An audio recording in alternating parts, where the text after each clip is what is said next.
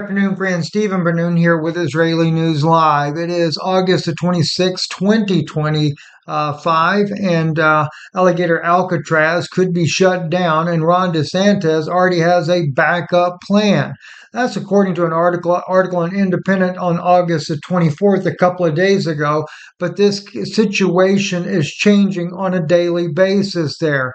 Let me take you here to Miami-Dade mayor who speaks out after a judge orders Alcatraz to be shut down, and play a clip for you here on the Channel 10 news there out of Miami. Listen. On Alligator Alcatraz, the migrant detention facility ordered to be non-existent 2 months from now by a federal judge. The major ruling sparking both support and pushback, with Governor Ron DeSantis already filing an appeal. Local 10's Lenny Supal joins us live from Miami, where that ruling was handed down Thursday. Lenny. Good morning. Well, Governor Ron DeSantis not holding back, in his words saying he will not be deterred by an activist judge, but the decision in this case could shed light on how another federal lawsuit plays out. Environmentalists and the Miccosukee tribe of Indians call it a victory. We're happy that the tribe's rights were respected. But Governor Ron DeSantis considers it a catalyst to file a notice to appeal. This was not something that was unexpected. This is a judge that was not going to give us a fair shake.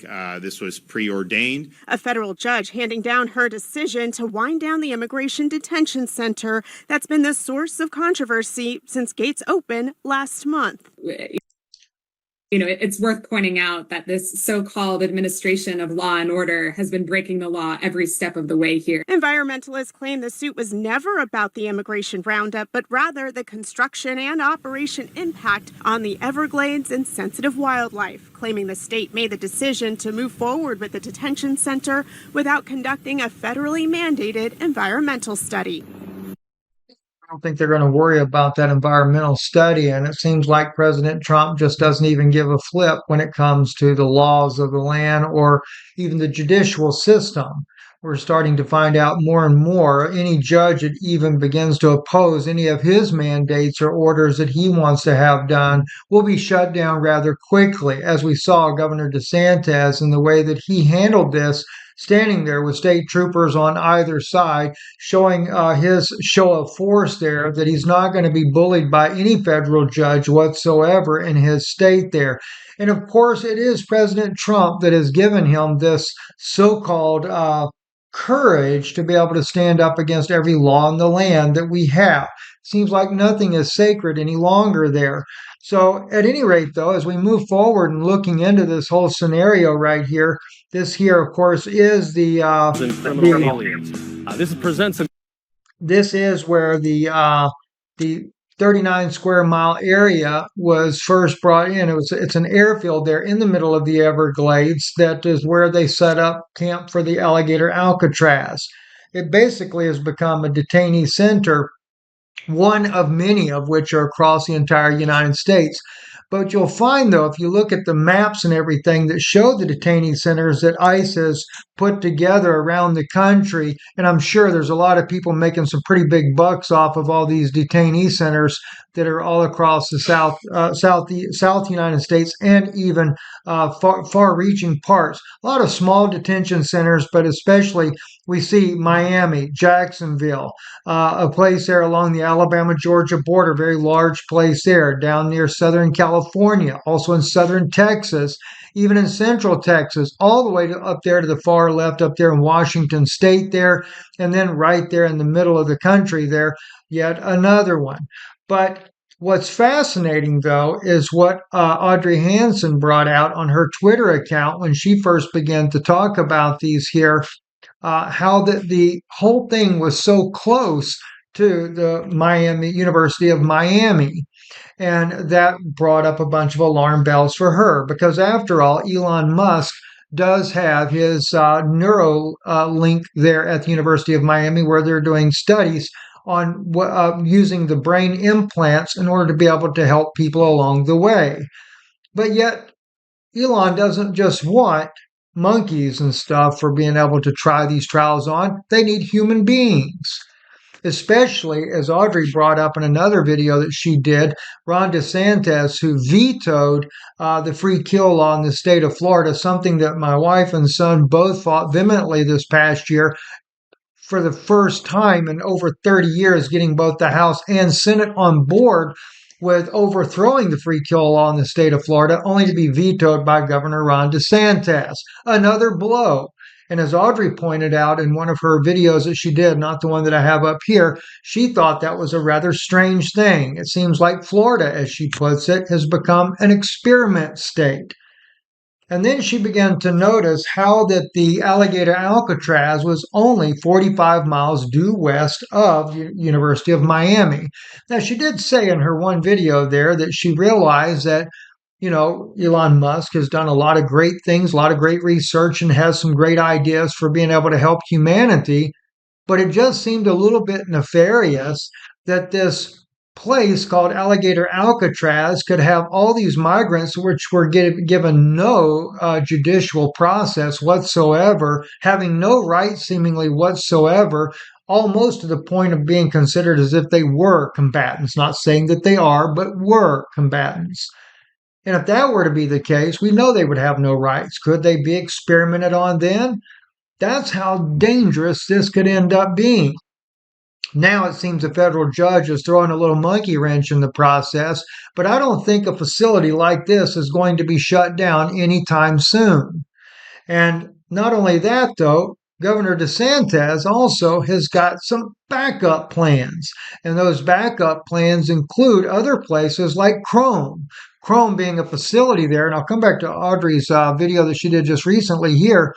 But Krome is a facility that is just outside of the Everglades there, much closer to the University of Miami. It's on the outskirts there, coming right up, in fact, the very thing that we call Alligator Alley. Those that were natives of or lived in South Florida, which we lived in South Florida, we called it Alligator Alley because the alligators crossing that long deserted road from the Naples side of Florida all the way over to the Miami side of Florida there. And here it is, Krome Detention Center. By the way, according to statistics already, the Krome Detention Center is well overpopulated right now. In the Miami Herald, a look inside Krome from Cold War base to immigrant detention facility. That's right, it was a Cold War base at one time. Now they're housing migrants in there. And of course, in that facility, which is listed in this long article of different facilities around the country there, it does talk about the number. Let me get to the right spot here on here. Here we go. Miami is supposed to have a capacity of 611 people there. Right now, it's currently holding 1,806. It is 1,195 people overpopulated, just like they did down there in Alligator Alcatraz. They have built like a tent city inside of there, housing more detainees that ICE is bringing in. And of course, they're even closer to the University of Miami, which makes that even more concerning. But Audrey brought out another video recently, and I did a lot of digging myself on this after watching this video that she did here called Alligator Alcatraz Exposed, DHS Denials, Heat Maps, and Hospital Runs. Let me show you a little bit of what Audrey has to say in this video here. A very interesting video here, and she's talking about incinerators. Listen in. Sent me spiraling. So I'm just going to quote it verbatim. The claim is that, quote, incinerators are being used for nefarious purposes, end quote. Then they respond by saying, quote, false in all caps, beyond disgusting. From comparisons to the modern day Nazi Gestapo to now implying incinerators are being used at Alligator Alcatraz for nefarious purposes, the vilification of ICE must stop, end quote. They're saying that it's wrong of others to accuse them of using this equipment for nefarious purposes because that is false. And that's not the same thing as saying we don't have this equipment. You know, I can only guess what the DHS thinks everyone else is thinking, but based on historical contexts, I imagine that most people assume that this kind of equipment would be used for one, particular thing. I feel like what most people don't realize is that when it comes to this kind of equipment, it actually has multiple legitimate uses. And one of the biggest use cases, especially given the context, is biomedical waste disposal. It's not exactly unheard of to have that kind of machinery at a place like this, especially if there are any medical setup. Like if there's a medical galley, which I believe they said there was at one point, or just any basic medical setup, they would probably need a way to dispose of biomedical waste. I mean, there are federal laws that are very, very strict about how you throw away biological materials, and you can't just throw it in the trash. So naturally, I'm thinking to myself, okay, let's see what you can find out about this equipment. Like, you have to prove it exists before you jump to any conclusions. So I started digging around, like EPA permits, waste management records and contracts and construction records, just basically anything that might have this kind of documentation of equipment attached to it. And I'm going at it for hours, and that's when I find absolutely nothing. Like, zip, nada, nilch. Now, with that being said, though, let's be with all fairness now. We already see that Governor DeSantis really doesn't care what a federal judge has to say about his facility. He does, of course, go through the formalities of doing the appeal, but notice the way he spoke about that judge. I think it's worth going back to for just a moment. We'll put Audrey here on pause. We'll jump back over here and let's take a look again at what Governor DeSantis was saying there about that judge. Let me find that spot there. Let's see. Am I on the right video? Yeah, here we go, right here. Listen to him right here as he talks about it. Something that was unexpected. This is a judge that was not going to give us a fair shake. This was preordained. A federal judge handing down her decision to wind down the case considers it a catalyst to file a notice to appeal. This was not something that was unexpected. This is a judge that was not going to give us a fair shake. This was preordained. A federal judge handing down a judge that was not going to give them a fair shake. There was another spot where he spoke about this judge as well. Maybe it's still in this video and I just heard it earlier and forgot about what was actually being said.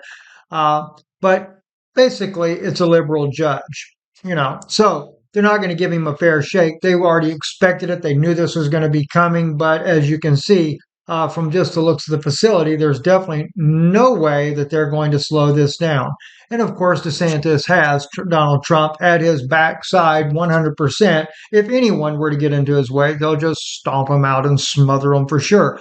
But let's listen on. It's a little bit more of what Audrey has to say in this video. But then I have this idea, and I start thinking to myself, okay, well, if this kind of equipment were to be running, it would probably be really hot, right? Like, really, really hot. Like, I don't know, maybe hot enough that a satellite could detect it? And if that's the case, then surely NASA should have satellites that are floating around in the ether that have the capabilities of monitoring thermal flare-ups.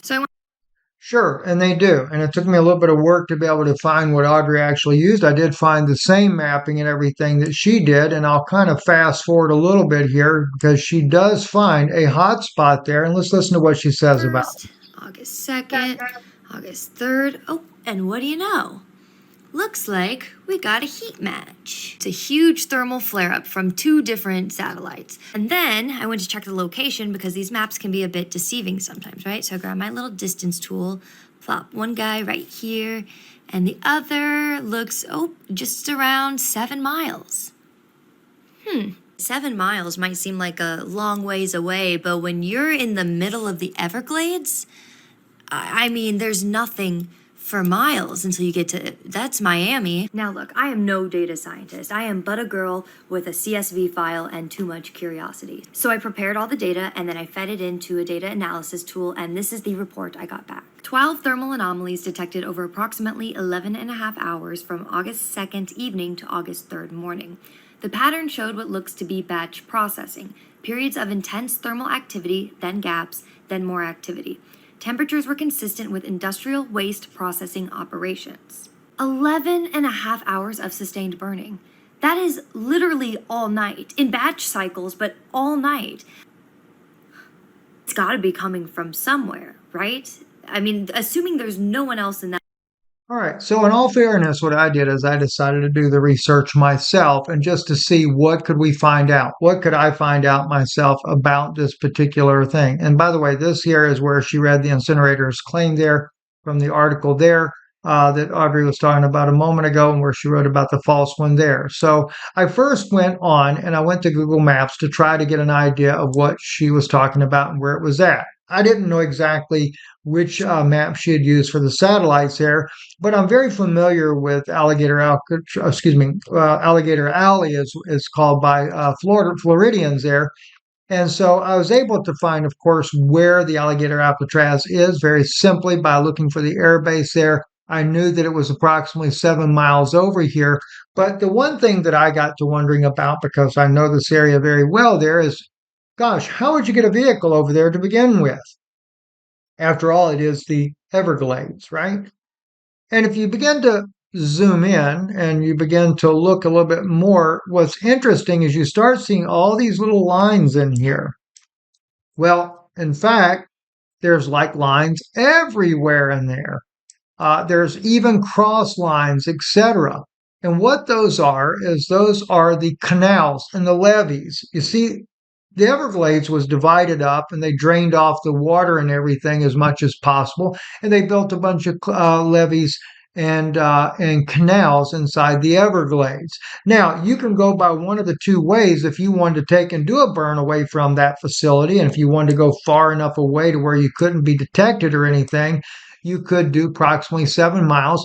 And I did run as Audrey did. She ran hers into a system. I ran it into a system as well, making sure, is it feasibly possible from Alligator Alcatraz going across the Everglades here? Can it be done? Yes, if you're an official vehicle, you can actually access those levees by vehicle or by airboat, either way. I would assume they probably, if it was being done for that purpose, it'd have been done by vehicle.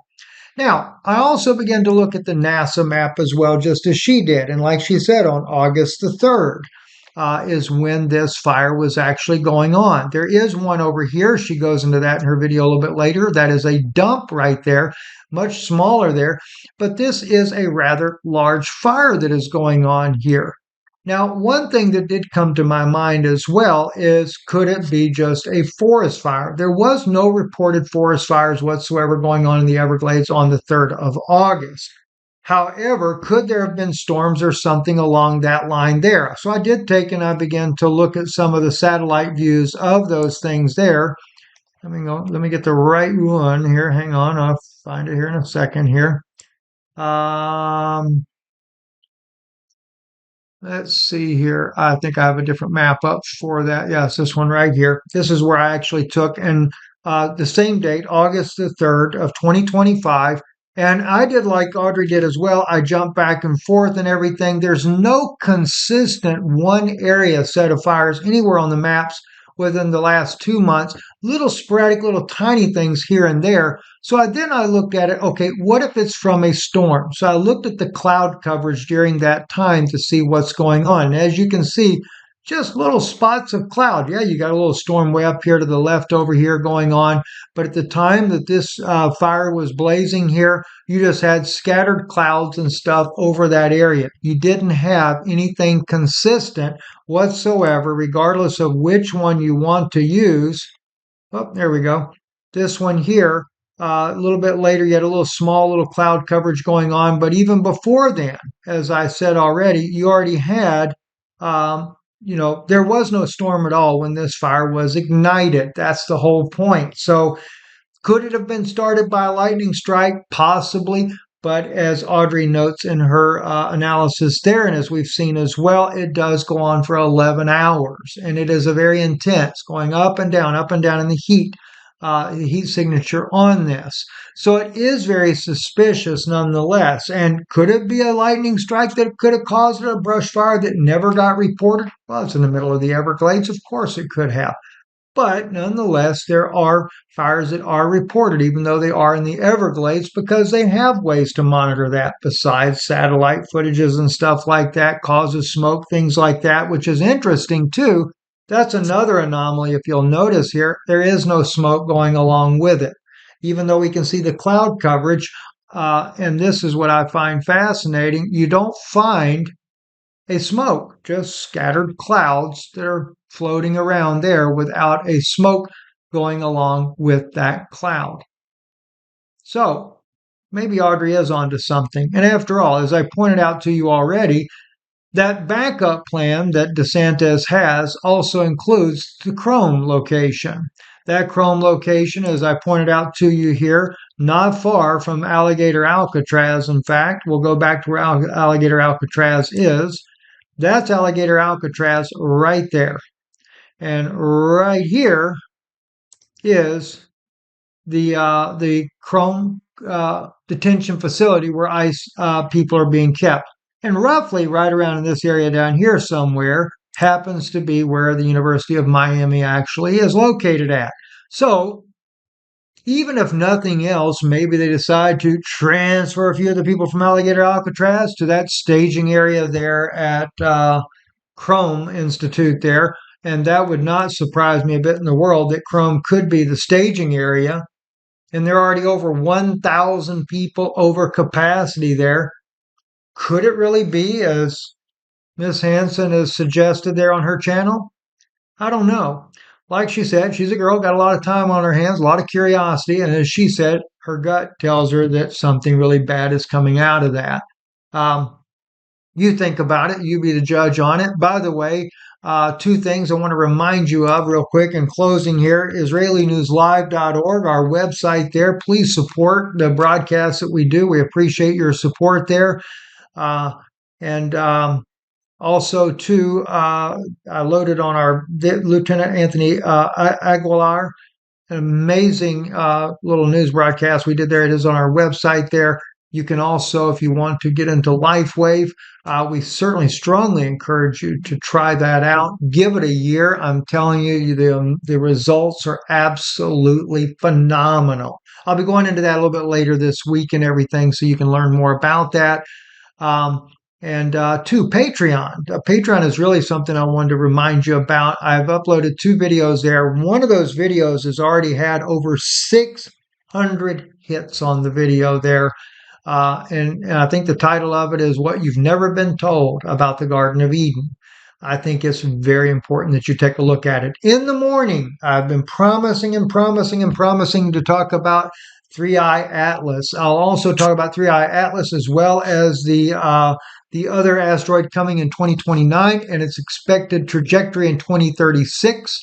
What is expected to come out of that? I'll be talking a little bit about some of those things that I used to share about the asteroids. I discovered recently here from another researcher what that was all about, why there were always that anticipation, and is there still a possible of anticipation? Sure there is.